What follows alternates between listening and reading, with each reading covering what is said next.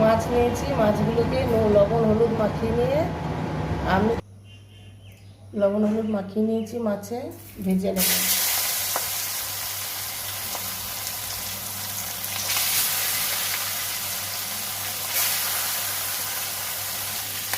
মাছটা দিয়ে নেব আমরা।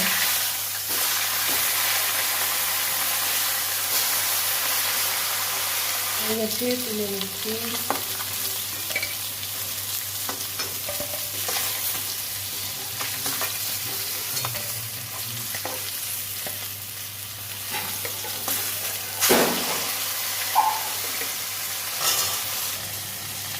ভাজা হয়ে লঙ্কা 5 ফোড়ন,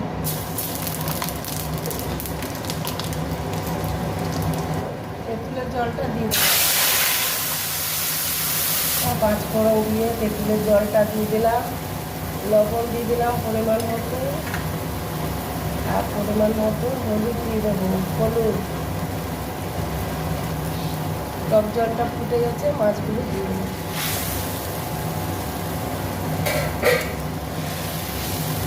সামান্য চিনি দেবো, 1 চামচ চিনি দেবো।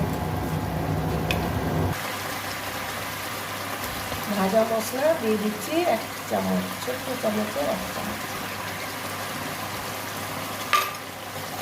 লঙ্কা গুঁড়ো ছোট চামচে 1 চামচ। হ্যালো বন্ধুরা, আমার রেসিপি কেমন লাগলো রান্না, লাইক শেয়ার সাবস্ক্রাইব করে পাশে থাকবেন, প্রচুর প্রচুর সাপোর্ট করবেন। রেডি, নামিয়ে নেব।